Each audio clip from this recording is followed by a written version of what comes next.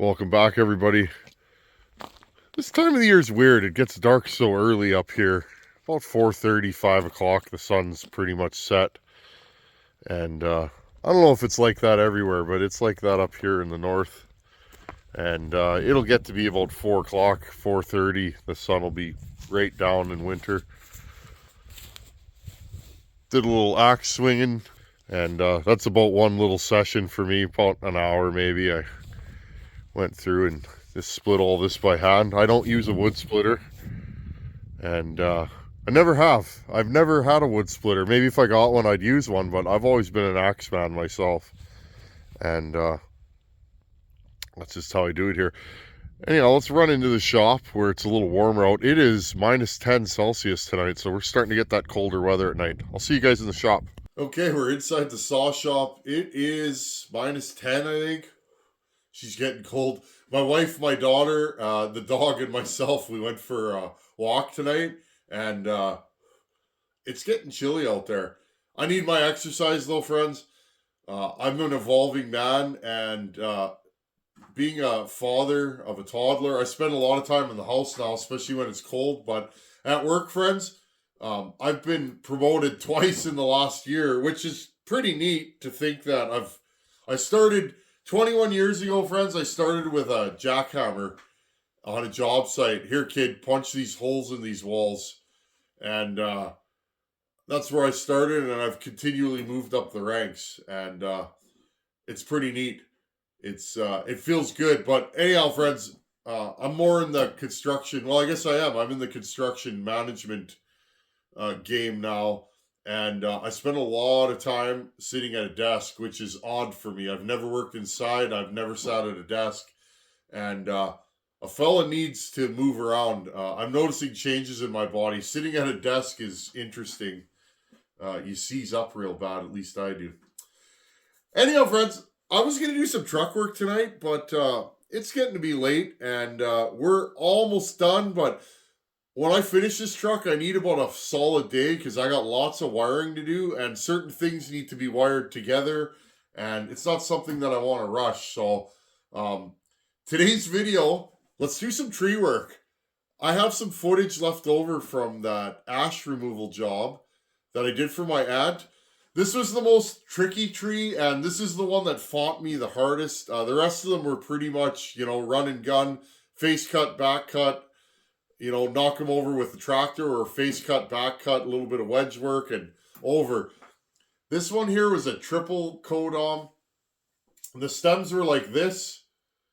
This one was leaning on the lay right where I wanted it to go.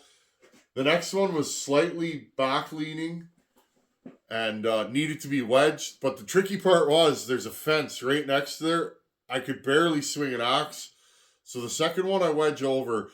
The third one is back leaning hard. I decided to put a rope in there and fall at 90 degrees of its lean. Let's just get into some good old fashioned rootin' tootin' tree work. And this was actually the last tree job I did. I've cut firewood and stuff like that since, but this was the last removal I did, and I was pretty happy with myself. 4 years ago, I probably would have smashed that fence. In fact, 100% I would have destroyed that fence. Learning to be a better sawman has been a journey that I've been on for the last 4 years, and I'm lucky I've been able to, pick the brains of the Iron Horse, Buckin, my buddy Caleb, who runs a tree service. I learned a lot, but Buckin's really taught me wedgemanship and how to actually read a lean of a tree and kind of, plan your job out. When I used to get cutting, friends, I just run in there, fire my saw up, I'd get all excited and, where's the trees? And just start slashing away. Now I go, okay, this one goes here, that one there, then I'll take this one. It's actually a lot like a construction site. I never looked at it that way, but I do now. I learned that when Bucket was here when we did that falling job, or he did it.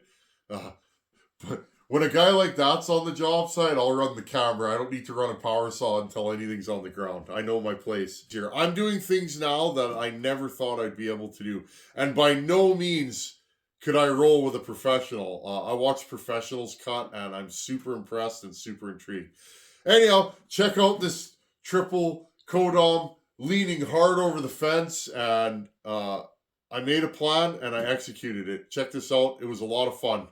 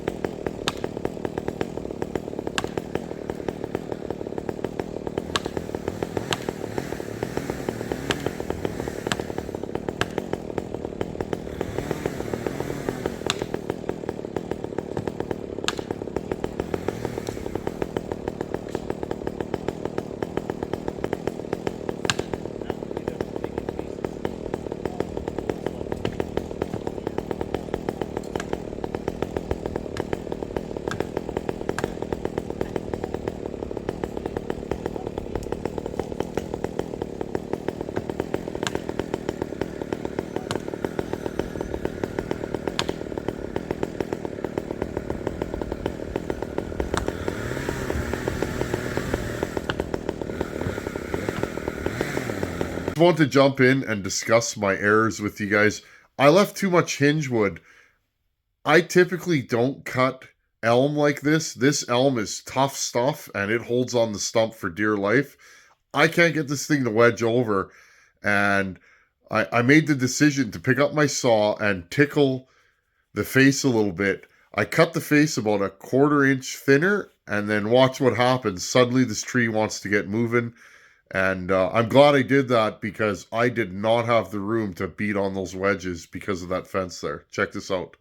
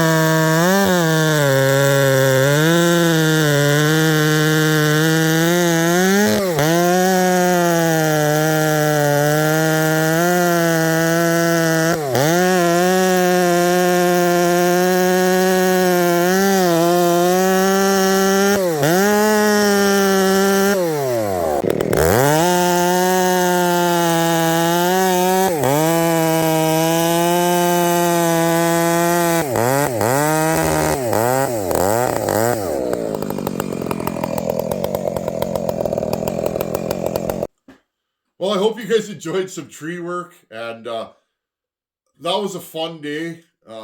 that's one of the funner days I've had on a saw in years. I had enough manpower. I had a good plan. The weather held out. It was supposed to rain that day. And we got all those trees done. But the main thing was I was helping somebody. And that feels good. I love doing tree work for people that can't afford it and, that need a hand. That feels good. And that was a great day. I feel good about what we did there. And it's nice to see that all this work I've done, I've studied and read and put it into practice and picked people's brains. It's nice to see it all come together because tree work is dangerous. And if you don't know what you're doing, sometimes by the time you realize you're in trouble, it's too late. A lot of people get hurt and maimed and killed cutting trees every year. And there's a reason for that. It is dangerous. So I feel like the more I know, the safer I can do the jobs. I want to give a special shout out, Dan from Missouri. I met Dan in Ohio at Bunyan. He's the fellow that made this pipe. And I really like this pipe. It works well. It's very similar to mine that I make, but slightly modified. And I think his works a little bit better than what I've been pumping out. And Dan hand delivered that to me in Ohio. He drove like 16 hours or something. Dan from Missouri, his name is. He's from the state of Missouri. And they drove like super long to come and meet us. And he was just a nice fella. So, Danny boy, been thinking about you. And I'm glad you sent me an email the other day. We can yak a little bit. Dan was just a super nice fella. Met so many good people there. Anyhow, let's move on to question of the day. I got this question of the day, and I kind of chuckled a little bit because I used to be like this, and kind of I had this idea in my head. But anyways, I got an email from Jeremy. Jeremy said he got a 572, and he's having buyer's remorse. He said he's got no fuel in his purge valve when he pumps it, and it's not doing anything. And he was asking, can I draw him a roadmap of it?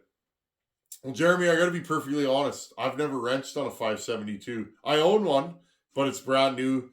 It's under warranty. I'm not really sure what that means. I don't think I've ever had anything under warranty. I think it means if it breaks, somebody else will fix it. But we all know that that won't happen.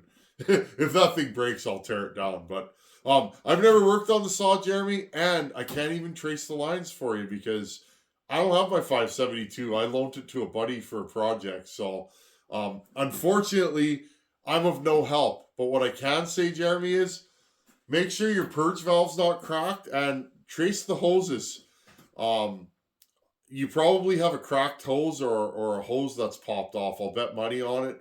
And although it might be intimidating working on a modern auto-tune saw, they're very simple, and really, if you worked on a chainsaw, you can pretty much work on those. Now, I know guys say, I heard it about the 500i, my 562, my 576, my 572. I hear it. I don't want a saw that you have to plug in at the dealer. Friends, I agree. The nearest Husqvarna dealer to me is over an hour away. It's like you're packing a lunch to go get your saw plugged in. But I'm going to say this, friends. I have been running auto-tune saws. My first auto-tune was my 562. I think I bought that saw in 2016. Wow, the time flies, doesn't it? I rebuilt it in the same year that I got it, and I was buying that saw to prove to myself that I don't like these fancy auto-tunes, and, I'll rebuild it and sell it at a good price and get rid of it. Well, I ran that saw for a couple tanks, and it's never left here. I've been running that saw since, 2016, 2017, whenever I got it. And it's never been plugged in. It's never been to a dealer. And it is super reliable. I've also had a 576. I'm on my second 576 now. I've had that 576 auto-tune for 6 years. Same thing. Swiss watch. It always starts. So maybe you just got a bad one, Jeremy, but honestly, these modern saws that they've come out with, they sound different. The starting sequence on them is different. They make power a little bit different than the old saws, but honestly, I've found them to be stone dead reliable. So, anyhow, Jeremy, I hope you could trace your lines back, but you probably got a hole in one of your purge valve lines, a fuel hose, or your purge valve or your purge bulb is cracked. Don't let that discourage you. 572 is a great saw, and I'm sure once you get yours running, you'll like it. Anyhow, friends, I'm going to go into the house, get warm, and stay tuned. We're going to finish Project Heavy Hauler. I've been having a blast working on this thing. This is the kind of guy I am. I'm always putter in my shop, and I'm a jack of all and a master of none.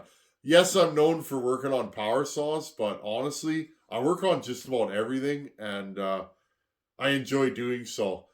The more I can learn, the better mechanic I am, and the better mechanic I am, the easier it is for me to work on stuff. So, um, chainsaws is one of the last mechanical things I ever started working on. Stuff like this I've been working on, since I was a teenager in high school, and I just love doing it.